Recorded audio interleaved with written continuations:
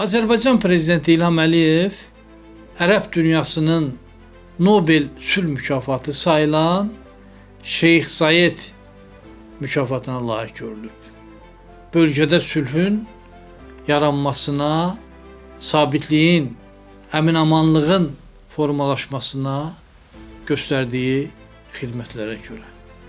Bu çox nüfuzlu bir mükafatdır və bu mükafatın Azərbaycan prezidentinə verilməsi həm də bütövlükdə Azərbaycan dövlətinin xidmətlərinin tanınması kimi qiymətləndirilməlidir. Düzdür, Ermənistanın baş naziri Nikol Paşinyan da bu mükafata layiq görülüb. Ancaq ədalətli yanaşsaq, sülh müqaviləsinin hazırlanması və bu hazırlanma prosesində görülən işlər daha çox Azərbaycan dövlətinin, Azərbaycan prezidentinin xidmətidir. Məlumdur ki, 2020-ci ilin noyabrında təslim aktı imzalandı. Və ondan sonra demək olar ki, bir il ərzində sülh barədə heç kim danışmadı. Azərbaycan dəfələrlə bəyanatlar verdi. Sülh sazişinin imzalanmasının zəruri olduğunu dedi. Ancaq 2021-ci ilin yanvarında Moskvada keçirilən görüşdə kommunikasiyaların açılması müzakirə olundu. İlin sonunda yenə də Rusiyada, Soçidə görüş keçirildi və delimitasiya məsələləri müzakirə olundu.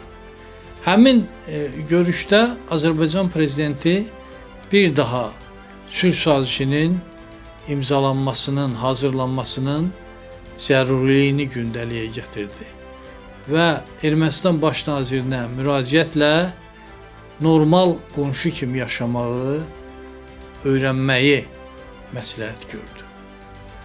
2022-ci ilin martında artıq Azərbaycan 5 baza prinsipini təqdim elədi və bu baza prinsip əsasında sülh sazişinin hazırlanmasını təklif elədi. Ermənistan cavabı bir qədər ləngitdi və uzun götür-qoydan sonra 6 bəndlik öz dırnaq arası baza prinsiplərini göndərdi. Və onun birincisi, məktubunuz bizə gec çatmışdır iddiası idi. Bunun sülh sazişinə nə əlaqəsi, nə dəxli vardı, hələ də aydınlaşdırmaq mümkün olmuyor. Eyni zamanda həmin o 6 bənddə Minsk qrupunun bu prosesə cəlb olunması və bu işin Minsk qrupuna həvalə olunması, Qarabağın statusunun sülh sazişinə salınması kimi bəndlər də vardı ki, bu da təbiidir ki, Azərbaycan tərəfindən qəbul oluna bilməzdi. Bundan sonraki dövrdə prosesə Avropa Birliyi qoşuldu. Avropa Birliyi ilk addımlar atdı sülh sazişinin hazırlanması istiqamətində. Vaşinqton daxil oldu bu prosesə. Vaşinqton variantı deyilən sənəd ortaya çıxdı. Sonradan xarici dövlətlərin təzyiqi ilə Praqada oktyabrın 6-sında Ermənistan Azərbaycanın ərazi bütövlüyünü və suverenliyini müdafiə etdiyini, tanıdığını bildirən bəyanata qol çəkdi. Bu çox böyük uğur idi.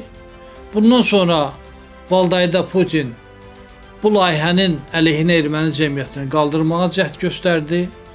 Soçidə bir neçə gündən sonra keçirilən görüşdə Rusiya öz layihəsini ortaya qoydu və həmin layihənin 15-ci bəndində Qarabağın statusunun gələcəkdə müəyyən olunması barədə müddəa var idi. Paşinyan böyük sevinclə bu layihəni dəstəklədi, ancaq Azərbaycan prezidenti onun müzakirə olunmayacağını dedi. Qarabağ məsələsi həll olunub və biz onun müzakirə olunmasını mümkünsüz sayırıq, dedi və böyük əksəriyyətin gözləmədiyi halda Rusiya dərhal bu layihədən imtina elədi və bir daha müzakirələr stolunun üstünə həmin layihə qoyulmadı. Ancaq Ermənistanla uzun müddət ziddiyyətlər davam elədi. Yeni təkliflər verdilər. Layihənin qəbul olunmaz hala salmağa cəhdlər göstərdilər və bütün bu cəhdlərdən sonra nəhayət 2025-ci ilin martında elan olundu ki, artıq Ermənistan son 2 təklifi də qəbul eləyib və sülh sazişinin layihəsi artıq hazırdır.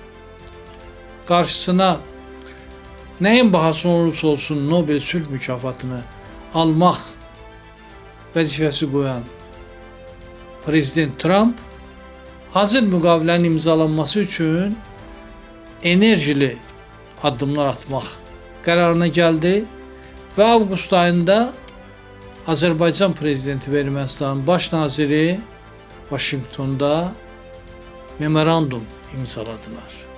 Eyni zamanda Xarici İşlər Nazirləri hazırlanmış sülh sazişini parafladılar və layihəyə bundan sonra heç bir dəyişikliyin olmayacağını öz imzaları ilə təsdiqlədilər. Qarşıda Ermənistanda parlament seçkiləri var. Bu seçkilərdən sonra Ermənistanın yeni konstitusiyası barədə referendum keçiriləcək. Və təbiidir ki, yeni layihədə Azərbaycana qarşı ərazi iddiaları yer almayacaq. Yəqin ki, bu da ilin sonunda baş verəcək. Və bundan sonra sülh sazişinin imzalanması üçün heç bir maneə qalmamış olacaq.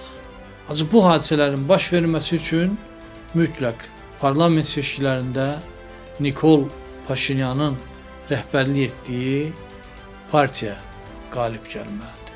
Rusiya bütün qüvvələrini səfərbər eləyib, Ermənistandakı bütün tərəfdarlarını bir blok halında toplayıb, Erməni kilsəsi də, sahibkarlar da, Kaçaryanın rəhbərlik etdiyi partiyada, Daşnak Sütun da artıq bir blok şəklində seçkilərdə iştirak edəcəklərini bəyan ediblər. Tamamilə mümkündür ki, hələ bir neçə partiyada bu bloka qoşulacaq. Və təbiidir ki, bu Paşinyanın vəziyyətini kifayət qədər ağırlaşdıracaq. Bu səbəbdən Qərbin fəallığına ehtiyac var.